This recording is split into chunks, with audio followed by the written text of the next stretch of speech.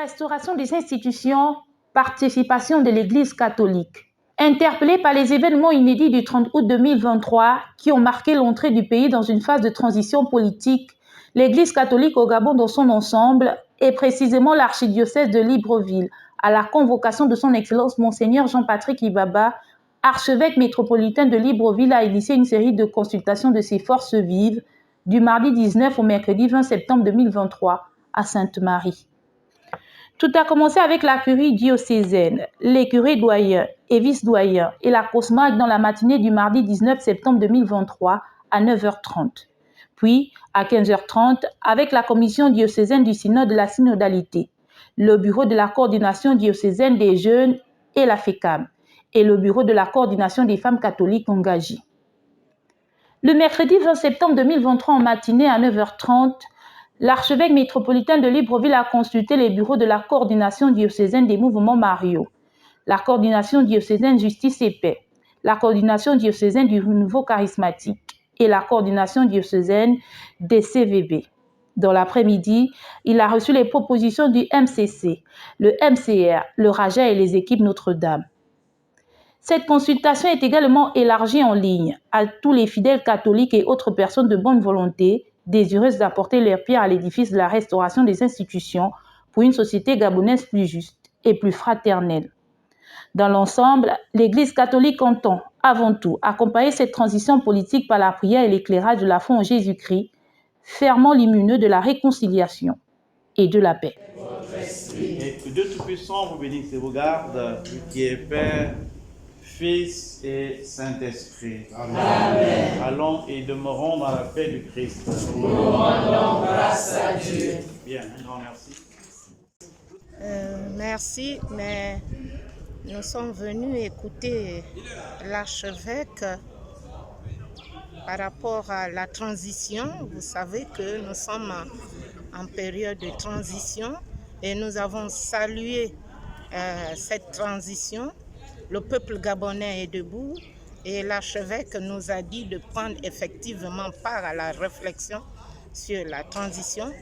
Beaucoup d'idées ont été émises, des points qui vont faire partie des recommandations. Et aujourd'hui, nous pouvons retenir comme premier point l'amélioration des plateaux techniques dans le cadre de la santé. La santé n'a pas de prix. Et donc, nous saluons cette rencontre avec Monseigneur l'archevêque Jean-Patrick Ibaba. Il y a aussi un autre point qui a retenu mon attention, c'est celui du référendum. Nous sommes en train de réfléchir sur la Constitution, qui est la base même de tout peuple, qui est la vie de tout peuple. Donc, il ne faudrait plus que cette Constitution soit touchée de manière régulière, à tout bout de champ.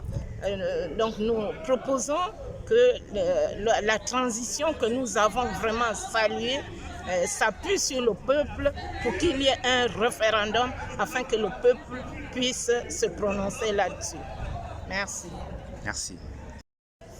Personnellement, je retiens deux choses. Dans l'ensemble, parmi les participants à cette rencontre de ce matin, il y a le premier point, le problème des textes. Nous devons revoir nos textes. Après les contributions des uns et des autres, la révision de la Constitution qui est notre loi fondamentale, mais aussi au niveau de l'homme, la restauration des valeurs qui font en sorte que le pays progresse. Je m'explique. Tu es un homme au Gabon, c'est banal, ça devient un sport. Voler, c'est banal, ça devient un sport. Je crois que là maintenant, s'il y a dans un premier temps l'évangélisation, dans un second temps l'application des lois, le pays va progresser. Et l'idée générale qui sort de l'ensemble des participants, c'est le référendum. Le référendum qui fera en sorte que notre loi fondamentale ne soit plus manipulée. Et nous, au niveau des défenseurs des droits de l'homme, le travail qui nous attend actuellement, qui a été proposé par un groupe et que nous aussi, au niveau de l'association, au niveau de notre réseau des défenseurs des droits de l'homme du Gabon, nous travaillons là-dessus, étant donné que nous sommes partenaires au REDAC, le réseau des défenseurs des droits de l'homme basé à Douala, au Cameroun. On a proposé des textes, un texte qui doit revoir la situation des défenseurs des droits de l'homme au niveau national. Dans l'ensemble, je suis satisfait de ces échanges et je souhaiterais à ce que le sommet de l'État tienne compte de cette proposition-là, car le pays sort d'une crise et cette crise-là doit être résolue pour le développement de notre pays. Que pouvez-vous dire à ceux qui sont sceptiques par rapport à ce processus de restauration des institutions? Vous savez, il y a certains qui ne sont pas faciles à des réformes, qui ne conjuguent pas avec des réformes qui étaient ancrées dans ces pratiques-là abominables comme les crimes rituels. Quand on propose des réformes, c'est comme on vous disait de cracher dans la soupe qui vous nourrit. Alors donc, ici, on les comprend. Mais avec les prières, nous qui sommes chrétiens, nous prions pour leur conversion afin qu'ils reviennent dans la maison de notre Père. C'est tout. Nous avons là les CEVB. Oui. Alors, CEVB, vous sortez de la rencontre avec l'archevêque. Qu'est-ce qu'on peut retenir? Qu'est-ce que vous avez aimé et qu'est-ce que vous avez proposé aussi? Merci. Nous voulons d'abord dire merci à notre Père archevêque pour cette initiative de sagesse qu'il a toujours prônée dans l'Église. Aujourd'hui, sortir de cette journée d'échange et de propositions nous amène à retenir que nous devions, au niveau de l'Église, nous sommes laïcs. Les laïcs ont une place dans la société et qu'aujourd'hui, notre participation est d'accompagner le CTRI tout en étant dans l'Église, proposer des solutions qui peuvent apporter la vie, la meilleure vie, les conditions de vie de nos concitoyens gabonais qui attendent beaucoup de nous. Et dire aussi à la CTRI, à notre président, qu'il y a beaucoup dans les quartiers, les bas quartiers, qui crient, qui espèrent et qui attendent aussi beaucoup de lui, beaucoup de son gouvernement. Ce que nous retenons ce matin, c'est que nous avions échangé sur des points de la société qui emmènent le Gabonais à une meilleure survie. Au niveau des communautés exigeants vivants de base, nous avons prôné sur des valeurs. Il faut prôner sur des valeurs. Sur des valeurs, il y a la fierté, d'accord, mais il faut aussi que nous parlions des valeurs, que nous gardons les valeurs. Nos valeurs ne doivent pas nous échapper. Nous sommes fiers d'être libérés aujourd'hui, mais nous avons aussi besoin de garder nos valeurs. Par exemple, quand nous prenons l'éducation nationale, nous disons certes, oui, nous sommes d'accord, l'école est cadeau, mais il y a aussi les valeurs que nous devons garder. L'accoutrement de la jeune fille, du jeune garçon doit être revérifié pour qu'au moins l'habillement soit décent. D'accord? Nous avons parlé de la société. Dans la société, nous nous sommes dit les lois doivent être respectées. Les lois doivent être respectées. Je donne la parole à mon frère. Merci, ma soeur, parce que en principe, nous sommes, comme elle disait, très heureux d'être reçus par notre archevêque qui a voulu bien écouter les laïcs que nous sommes. Donc c'est un plaisir, c'est un loisir, c'est très important ce qu'il a eu à prendre comme initiative. En ce qui me concerne, j'estime que les échanges ont été vraiment honorables et bien, simples. Et c'est quelqu'un qui est à l'écoute de la population.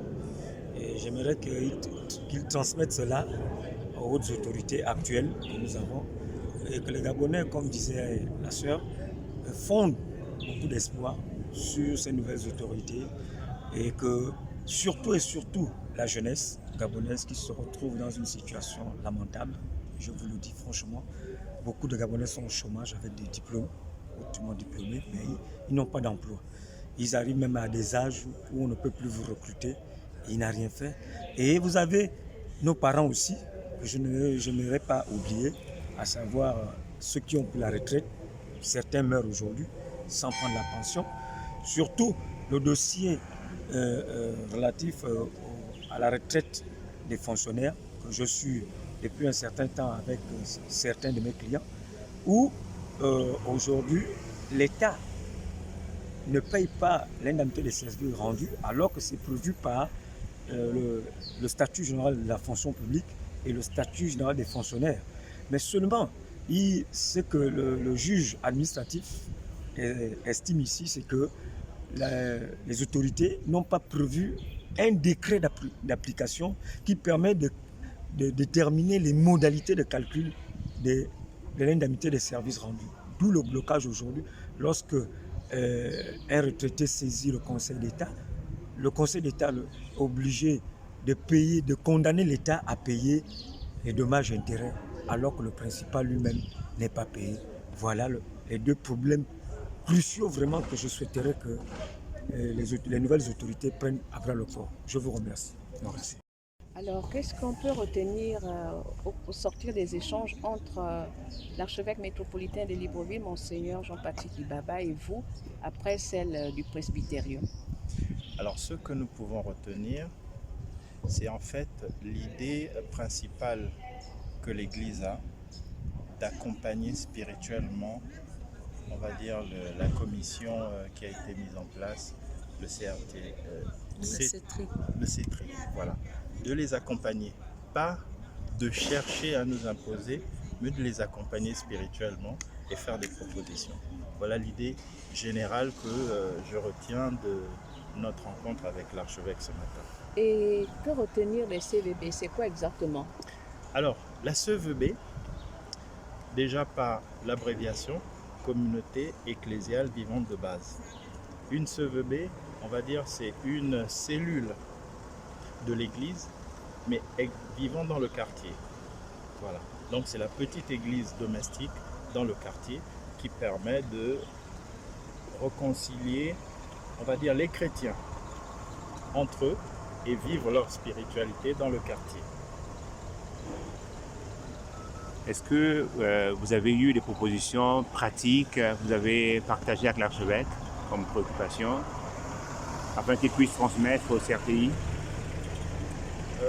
Je note, on va dire, le président de la transition, lui-même il a marqué le pas en invitant déjà les hommes de Dieu pour l'accompagner dans cette lourde mission. Donc je note la présence de l'Église dans la prise de décision, les accompagner pour pouvoir réaliser cette mission. Voilà. L'accompagnement. Et parmi toutes les propositions qui ont été faites par les différents membres invités à la rencontre à l'archevêque, est-ce qu'il y a 2 ou 3 qui ont retenu votre attention pour les partager? On va dire dans le cadre social, c'est plutôt la restauration de la dignité humaine et la non-exclusion du citoyen gabonais vivant sur le territoire gabonais. Nous devons apprendre à vivre ensemble, quelles que soient les erreurs de tous, et de n'exclure personne dans la prise de décision. En fait, notre père archevêque a marqué l'accent sur le social, l'accompagnement, la dignité humaine, la restauration de nos valeurs. Voilà. Dans cet accompagnement, est-ce qu'il y a un accent mis sur la prière? Est-ce qu'il y aura des moments de rencontre pour prier en famille? Notre père archevêque on va dire, avec le clergé, l'ensemble du clergé, ils sont en train de penser à une prière d'ensemble qu'ils vont essayer de nous proposer. Donc nous attendons ces prières-là. Mais chaque doyenné, au niveau de notre archidiocèse, essaiera éventuellement, à leur niveau, de prier pour la nation, pour que nous puissions accompagner la transition à pouvoir atteindre les objectifs. Voilà. Nous avons été invités à l'instar d'autres groupes à participer à la réflexion sur l'apport de l'Église à la transition. Nous remercions l'archevêque pour l'invitation qui a été faite et en espérant que les propositions faites par le MCC seront prises en compte dans le document final. L'occasion était avec d'autres mouvements de l'Église d'échanger en toute convivialité, dans un esprit de synodalité, parce que justement l'ouverture de travaux se faisait avec la prière du synode. Donc justement dans cette démarche du synode, nous avons échangé avec d'autres mouvements frères pour apporter les contributions de nos divers mouvements pour justement la période de transition qui s'ouvre à nous, sachant que le président de la transition a invité toutes les forces vives de la nation à faire des propositions pour la bonne marche de notre nouveau Gabon. Alors, un mot un peu sur votre mouvement, puisque vous êtes le mouvement chrétien des cadres. Le mouvement chrétien des cadres et dirigeants du Gabon rassemble des personnes en responsabilité dans les milieux politiques, économiques, sociaux. C'est un mouvement qui réfléchit justement aux situations dans le pays, comme c'est le cas actuellement. Donc c'est pour cela que nous avons planché sur les propositions que nous pouvions faire à notre Église. Nous sommes invités justement à agir partout où nos responsabilités s'exercent selon l'esprit du Christ.